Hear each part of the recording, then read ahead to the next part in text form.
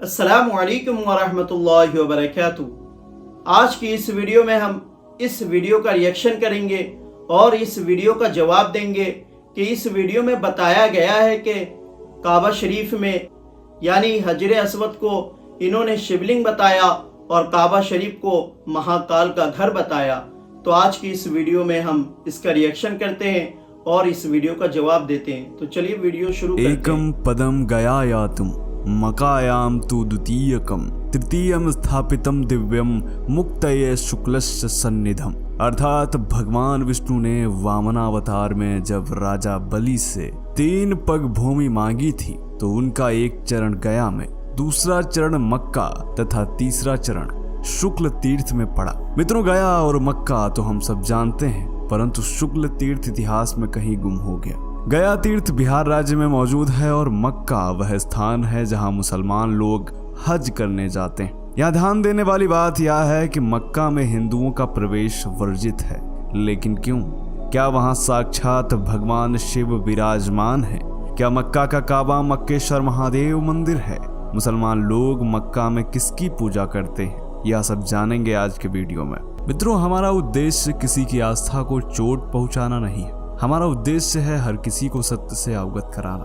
और जैसा कि ये कह रहे हैं कि इनकी वीडियो बनाने का मकसद ये नहीं है कि किसी की आस्था को चोट पहुंचाए, तो हमारी भी ये वीडियो बनाने का ये मकसद नहीं है कि हम हिंदू की आस्था को चोट पहुंचाए, बल्कि सही नॉलेज दूसरों तक पहुंचाए और हम अपने मुसलमान भाइयों को उसकी जानकारी दे सके कि अगर आपसे कोई इस तरह बोले तो आप उन्हें पलट कर जवाब दें और उन्हें बताएं कि ऐसा नहीं है, आपको किसी ने झूठ बोला है, आपको भटकाने की किसी ने कोशिश की है, बल्कि ये ऐसा है। तो चलिए आगे देखते हैं। भारतीय मुसलमानों को मौलानाओं ने इस्लाम से इतर यह बात अच्छी तरह समझा दी है कि वैदिक संस्कृति व हिंदू धर्म का विरोध ही वास्तविक इस्लाम, जो कि सच नहीं, क्योंकि इंडोनेशिया, मलेशिया आदि मुस्लिम देशों के मुसलमान आज भी अपनी वैदिक सनातन संस्कृति संजोए हुए। इससे साबित होता है कि हिंदू धर्म का विरोध करना इस्लाम नहीं है। तो जैसा कि इन्होंने कहा कि हिंदू धर्म का विरोध करना इस्लाम नहीं है, तो बिल्कुल इस्लाम किसी धर्म को चोट पहुंचाता नहीं है, किसी धर्म को बुरा भला कहने के बारे में कहता नहीं, बल्कि इस्लाम कहता है कि हम एक खुदा की इबादत करें, उस खुदा की जिसने सारे जहां को बनाया, जिसने हमें बनाया, हर एक चीज़ को बनाया। तो इस्लाम ये सिखाता है। और इस्लाम हिंदू धर्म को फॉलो करने को नहीं बोलता, बल्कि इस्लाम ये कहता है कि आप एक खुदा की इबादत करें और अपने नबी के रास्ते पर चलें। इन्होंने ये बात गलत कही। कोई मुसलमान किसी भी हिंदू के कल्चर को फॉलो नहीं करता। हाँ, ये अलग बात है कि वहाँ जिस देश में रहते हैं तो वहाँ के कुछ अलग कल्चर होते हैं, उनका पहनावा अलग होता, तो वो चीज़ें अलग है। मगर जो उनका अकीदा होता है, उनका अकीदा ये होना चाहिए कि हम एक खुदा की इबादत करें और अपने नबी के रास्ते पर चलें। भविष्य पुराण के अनुसार शुक्राचार्य दैत्यों के गुरु थे। देवताओं व दैत्यों के बीच हमेशा संघर्ष बना रहता था। क्योंकि देवताओं को अमृत प्राप्त है, इसीलिए शुक्राचार्य दैत्यों के लिए चिंतित थे। इसीलिए उन्होंने भगवान शिव की गहन तपस्या की। शिवजी ने प्रसन्न होकर शुक्राचार्य को एक शिवलिंग दिया और कहा, इसे ऐसी जगह स्थापित करना जहां देवता इसे देख न सके। जब तक यह शिवलिंग दैत्यों द्वारा पूजित रहेगा, उनका अस्तित्व बना रहेगा। परंतु यह ध्यान रखना कि जिस दिन कोई देवता रूप वैष्णव इस शिवलिंग पर गंगा जल चढ़ा देगा, उसी दिन दैत्यों का विनाश हो जाएगा। शुक्राचार्य ने वह शिवलिंग आर्यावर्त से दूर रेगिस्तान में स्थापित किया, जहां दैत्य लोग उसकी पूजा करने लगे। कालांतर में वही शिव मंदिर काबा हो गया। मित्रों, मुसलमान आज भी अप्रत्यक्ष रूप से शुक्राचार्य को मानते हैं। देखिए इन्होंने क्या कहा। इनके कहने का मतलब ये कि जहां उन्होंने शिवलिंग रखा वहीं काबा बन गया। देख रहे किस तरह लोगों को भटकाया जा रहा है। तो मैं आपको बता दूं काबा की हिस्ट्री। तो काबा की हिस्ट्री ये है कि जब अल्लाह को फरिश्तों की ये अदा पसंद आई, फरिश्तों ने अल्लाह को राजी करने के लिए अर्श का 7 चक्कर लगाया, तो अल्लाह ने कहा कि जाओ मेरे फरिश्तों, ज़मीन पर एक ऐसा ही घर बनाओ जहां मेरे बंदे आकर उस घर का तवाफ करें और मेरी तरफ रुजू होकर मुझसे तौबा करें और मुझसे जो मांगना वो मांगे। तो सबसे पहले काबा शरीफ को फरिश्तों ने बनाया था, उसी जगह पर। आज जिस जगह काबा शरीफ मौजूद है उस वक्त तो कोई इंसान भी नहीं था, तो आपके देवता कहाँ से आ जाएंगे? कोई एक भी इंसान ज़मीन पर मौजूद नहीं थे। तो सबसे पहले काबा शरीफ को फरिश्तों ने बनाया था। फिर हज़रत आदम अलैहिस्सलाम जो कि दुनिया के पहले इंसान थे, उसको आप भी मानते हैं, आप लोग भी मानते हैं। हर धर्म के लोग अपने अपने मज़हब में हज़रत आदम अलैहिस्सलाम को अलग अलग नाम से जानते हैं, जो कि दुनिया के पहले इंसान थे। जब वो आए तो उन्होंने अल्लाह के हुक्म से 2000 या 3000 साल के बाद जब फरिश्तों ने बनाया था, उसी जगह पर फिर से अल्लाह के हुक्म से हज़रत आदम अलैहिस्सलाम ने अपनी औलाद के लिए काबा शरीफ को तामीर किया। फिर जब काबा शरीफ तूफ़ान नूह में उठा लिया गया, हर कोई जानता है कि तूफ़ान नूह जब आया तो पूरी दुनिया क्या हो गई, ख़त्म हो गई। तो उस वक्त काबा शरीफ को आसमान पर उठा लिया गया था। फिर जब हज़रत इब्राहीम अलैहिस्सलाम आए और अल्लाह ने हज़रत इब्राहीम अलैहिस्सलाम को हुक्म दिया कि उसी जगह पर फिर से काबा शरीफ को तामीर करो, तो हज़रत इब्राहीम अलैहिस्सलाम ने काबा शरीफ को बनाया। उस जगह पर इसलिए बनाया गया क्योंकि उस जगह पर सबसे पहले फरिश्तों ने काबा शरीफ बनाया था। तो आप लोगों को भटकाए नहीं कि वहाँ पे शिवलिंग रखा गया था इसलिए वहाँ पे काबा शरीफ बना, ये बिल्कुल गलत है। इससे सही नॉलेज हासिल करें। चलिए आगे देखते हैं। मित्रों, मुसलमान आज भी अप्रत्यक्ष रूप से शुक्राचार्य को मानते हैं। उदाहरण के तौर देखिए इनका क्या कहना है। ये कह रहे कि हमारा जो शुक्रवार, ये लोग हिंदी में बोलते जुमे के दिन को शुक्रवार बोलते, तो ये कह रहे हैं कि हम शुक्राचार्यों को मानते। यार हमारे यहाँ मुसलमान में तो शुक्राचार्य का तो कोई नामो निशानी नहीं है।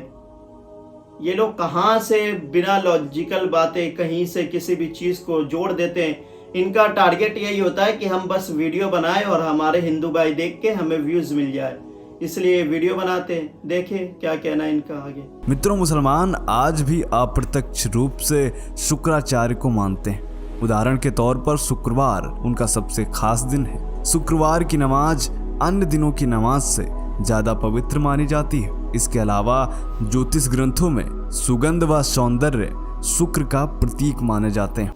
अब इन्होंने बताया कि हम मुसलमानों के यहाँ जुमे का दिन क्यों सबसे मुअज़्ज़ज़ है, क्यों सबसे ज़्यादा फजीलत वाला दिन है। तो इनके कहने का मतलब है शुक्राचार्य इनका कोई भगवान है। ये कह रहे कि उनकी वजह से हमारे यहाँ भी शुक्रवार का दिन यानी जुमे का दिन मुबारक है, ईद की तरह उस दिन को मनाते हैं। तो चलिए हम इसका जवाब देते हैं, हमारे यहाँ जुमे का दिन क्यों इतना फजीलत वाला दिन है। तो इसकी नॉलेज हर एक मुसलमान को होनी चाहिए। अगर नॉलेज नहीं होगी तो आप भी इन जैसों की बातों में आ जाएंगे। तो चलिए मैं आपको हदीस की रोशनी में बताता हूँ जुमे का दिन क्यों इस्लाम में मुअज़्ज़ज़ है। तो जुमा के दिन को इस्लाम में एक अजीम फजीलत हासिल है। जुमा का दिन जो है ये तमाम दिनों का सरदार है। इस दिन को हम मुसलमान ईद के तरह मनाते हैं, ईद की तरह मनाते हैं। अच्छे कपड़े पहनते हैं, नए कपड़े पहनने या साफ सुथरे कपड़े पहनने की कोशिश करते हैं, इत्र लगाते। क्यों ये दिन हमारे लिए इतना मुबारक क्यों है? इसलिए ये दिन मुबारक है हमारे लिए कि जुमा के दिन ही अल्लाह ने हज़रत आदम अलैहिस्सलाम को पैदा किया था और इसी दिन हज़रत आदम अलैहिस्सलाम को जन्नत में भेजा था और इसी दिन अल्लाह ने हज़रत आदम अलैहिस्सलाम को जन्नत से बाहर निकाल कर ज़मीन पर भेजा था और इसी दिन आखिरत बनाई गई और यही वो अजीम दिन है जब क़यामत कायम होगी। तो हमारे बाप हज़रत आदम अलैहिस्सलाम को जुमा के दिन बनाया गया था, इसी दिन उनको जन्नत में भेजा गया था और इसी दिन उनको ज़मीन पर भेजा गया था। इसलिए हमारे नज़दीक जुमा का दिन बहुत मुबारक है और अल्लाह के नज़दीक भी ये दिन बहुत मुबारक है। इसलिए अल्लाह ने हम मुसलमान, हम मोमिनों को ये हुक्म दिया कि इस दिन तुम नए साफ कपड़े पहना करो और इस दिन को इसलिए इतना मुबारक माना जाता है, ना कि हम किसी शुक्रवीर को जानते हैं या किसी को भी नहीं। हमारे नज़दीक जुमा का दिन इसलिए मुबारक है कि इस दिन हज़रत आदम अलैहिस्सलाम को बनाया गया, इसी दिन हज़रत आदम अलैहिस्सलाम को जन्नत में भेजा गया और इसी दिन हज़रत आदम अलैहिस्सलाम को ज़मीन पर भेजा गया और इसी दिन क़यामत कायम होगी। उम्मीद है कि आप समझ गए होंगे। तो चलिए अब आगे इनकी वीडियो देखते हैं और आगे जवाब देते हैं। मित्रों, इसके अलावा कुछ दंत कथाओं में यह भी कहा जाता है कि काबा में भगवान शिव को बीबी फातिमा ने बंदी बना रखा है। यदि कोई हिंदू मक्का जाकर, मेरे हिंदू भाइयों, ऐसी कोई भी रिवायत हमारे यहाँ ऐसा कुछ भी जिक्र नहीं है कि हज़रत फातिमा ने काबा शरीफ में आपके भगवान शिव को कैद कर दिया। ऐसा कुछ भी नहीं है। काबा शरीफ में कोई भगवान नहीं है, वो अल्लाह का घर है। वहाँ बस जिस तरह हमारे यहाँ मस्जिद है तो वो अल्लाह का मुबारक घर है जो कि सबसे मुक़द्दस है। तो आप भी ऐसे जैसों की बातों में नहीं आए।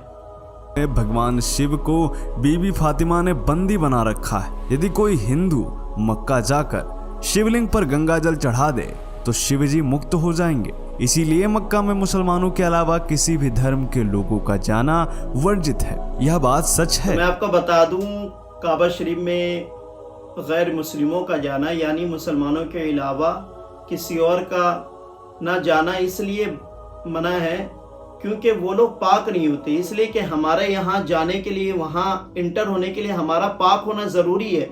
अगर एक मुसलमान भी सही से गुस्ल करके नहीं जाता तो उसके लिए भी मना है कि वो हरम शरीफ में दाखिल ना हो, क्योंकि ये बहुत मुक़द्दस जगह है। इस जगह जाओ तो पाको साफ़ होकर जाओ, बिल्कुल दिल को भी साफ़ रख के, दिमाग, जहन, हर एक चीज़ को साफ़ रख के जाओ। तो हमारे यहाँ पाक होने का एक तरीक़ा है जिसको हम गुस्ल कहते हैं, फिर वज़ू करते हैं। तो गैर मुस्लिम इन तरीक़ों को फॉलो नहीं कर सकते, उनको पता नहीं है। जब वो इस्लाम को मानते नहीं तो इनको फॉलो नहीं करेंगे, जब इनको फॉलो नहीं करेंगे तो वो पाक नहीं हो पाएंगे, जब पाक नहीं हो पाएंगे इसलिए उन्हें काबा शरीफ में दाखिल नहीं होने दिया जाता। तो ऐसे लोगों की बातों में नहीं आए कि वहाँ इस वजह से नहीं जाने दिया जाता कि वहाँ अगर कोई गैर मुस्लिम चला गया तो हजर अस्वद जिसको ये शिवलिंग बता रहे उस पर अगर पानी डाल देंगे तो शिव हमारा मुक्त हो जाएगा। क्या आपका भगवान इतना कमज़ोर है कि वो इसमें कैद हो जाएगा? अगर आपका भगवान वाकई में है तो इतना कमज़ोर है क्या? सोचे आप लोग। तो ऐसे की बातों में नहीं आए, बल्कि इसलिए नहीं जाने दिया जाता कि आपको पाक साफ होने का तरीका नहीं पता। जब आप पाक नहीं होंगे तो आपको इतनी मुक़द्दस जगह पर जाने नहीं दिया जाएगा। अगर हम भी नापाकी की हालत में ऐसी मुक़द्दस जगह पर जाएंगे तो हमारे लिए बहुत ज़्यादा अजाब रखा गया है। तो चलिए आगे देखते हैं।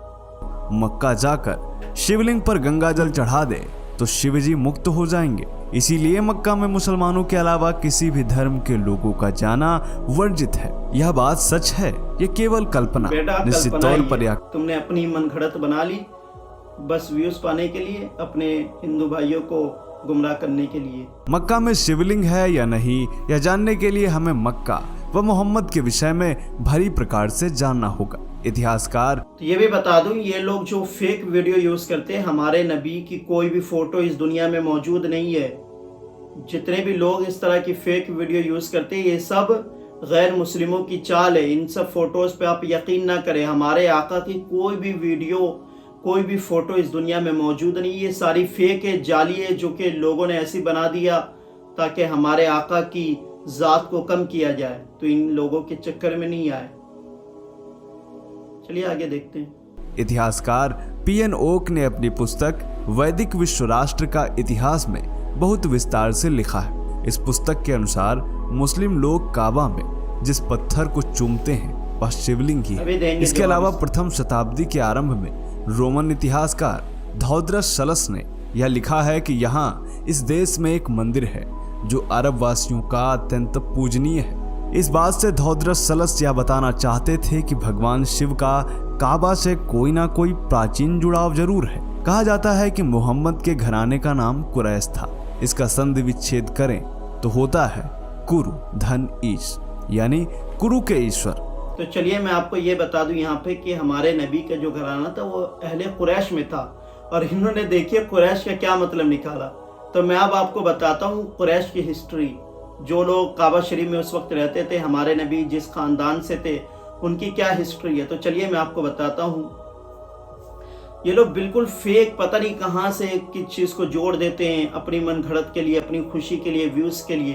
तो चलिए मैं आपको बताता हूँ कुरैश की हिस्ट्री कि कुरैश कहाँ से थे। तो कुरैश अरब का एक मशहूर कबीला था, और इसी कबीले में से हमारे नबी हज़रत मोहम्मद सल्लल्लाहु अलैहि वसल्लम थे, जिसकी एक शाख यानी कुरैश की एक शाख बनु हाशिम है, उसी में से हमारे नबी भी थे। जबकि कुसा इब्ने किलाब ने अहले अरब को, जो कि हमारे नबी के आबा व अजदाद में से थे, कुसा इब्ने किलाब ने अहले अरब को एक जगह पर जमा किया। इसलिए इन लोगों को कुरैश कहते हैं, क्योंकि अरबी में तकर्रुश का मतलब होता है जमा करने के, इसलिए इस कबीला का नाम कुरैश पड़ा। तो इन लोगों की बातों में नहीं आए कि कुरुशु शीसी पता नहीं कहाँ से क्या जोड़कर ये लोग कुरैश को कहाँ जोड़ दे रहे, बल्कि इस कबीले को कुरैश इसलिए कहा जाता है कि हमारे नबी के आबा व अजदाद जो थे उन्होंने लोगों को इस जगह पर यानी अरब के सहरा में एक जगह जमा किया, इसलिए इन लोगों का इन कबीला का नाम कुरैश पड़ा। उम्मीद है कि आप समझ गए होंगे और हर एक मुसलमान को इसकी नॉलेज होनी चाहिए कि कुरैश को कुरैश क्यों कहते हैं। अगर आपसे कोई हिंदू कहे तो उसे आप जवाब दे सके, वरना कोई आपसे भी इसी तरह कुरैश को इस तरह जोड़ कर कहेगा कि आपके नबी भी तो हमारे हिंदू इनमें से थे, हिंदू घराने से थे, तो उसको ये जवाब आप दे सके कि कुरैश का असल मतलब होता है जमा करने के। तो हमारे नबी के जो आबा व अजदाद थे कुसा बिन किलाब, उन्होंने काबा शरीफ में यानी अरब के इलाके में लोगों को जमा किया, इसलिए उन लोगों को कुरैश कहा जाता है। उम्मीद है कि आप समझ गए। चलिए अब इसे आगे देखते हैं। कहा जाता है कि मोहम्मद के घराने का नाम कुरैश था। इसका संधि विच्छेद करें तो होता है कुरु धन ईश, यानी कुरु के ईश्वर। महाभारत काल में कौरव कुरु के वंशज थे और महाभारत युद्ध के बाद जो को इन्होंने कुरैश बना दिया अपनी बात को सही करने के लिए। तो मैंने आपको अभी बताया कि कुरैश क्या है, आपके जहन में वो चीज होनी चाहिए। और इसी घराने में मोहम्मद का जन्म हुआ था। मोहम्मद के दादा शिव मंदिर में पुजारी थे। देखो मंदिर, ये लोग काबा शरीफ को शिव मंदिर बता रहे। उस वक्त जो थे हमारे नबी के दादा हजरत अब्दुल मुत्तलिब जो के काबा शरीफ के मुतवल्ली थे।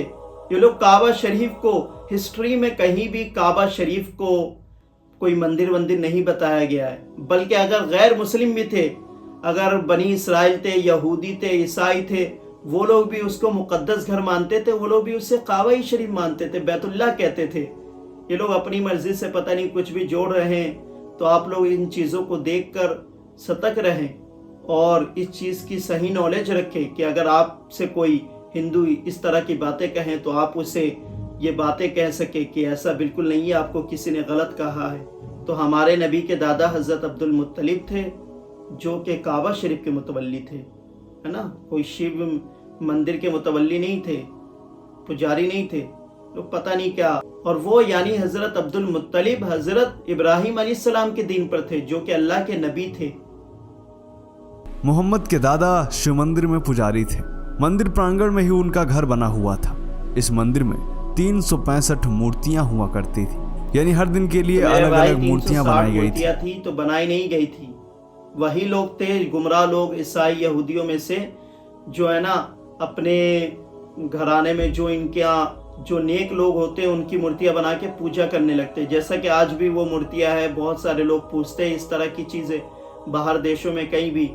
तो वो मूर्तियां लोगों ने बनाई थी अपने उसकी, जिसको उन्होंने काबा शरीफ में रखा था। इस पुस्तक में आगे देखें तो यह मिलता है कि मोहम्मद का मानना था कि ईश्वर एक है, इसीलिए उसने सभी मूर्तियां नष्ट कर दी और शिवलिंग को सुरक्षित रखा, जिसे संगे अस्वद कहा जाता है। इस्लाम के उदय से पहले इजराइल व अन्य यहूदियों द्वारा इसकी पूजा किए जाने के स्पष्ट प्रमाण मिलते हैं। मित्रों, कहा जाता है कि मक्का का शिवलिंग भी मूर्तियां हटाने के दौरान खंडित हो गया था, इसलिए इसे चांदी के योनिनुमा आकार में मढ़कर दीवार में चुन दिया गया है। यहाँ हैरानी इस बात की है कि जिस इस्लाम में केवल निराकार ईश्वर की कल्पना की गई है, किसी भी पत्थर या मूर्ति को पूजना कुफ्र माना जाता है, उसी इस्लाम में हज यात्रा किए बिना यानी संगे अस्वद नामक पत्थर चूमे बिना जन्नत का दरवाजा नहीं खुलता। यहाँ हम किसी के मजहब पर सवाल नहीं उठा रहे, परंतु यह सवाल तो लाजमी है कि क्या संगे अस्वद नामक पत्थर की इबादत बुत परस्ती नहीं है। खैर, यह उनका निजी मामला है। मित्रों, वेंकटेश कहा तो भाई हम किसी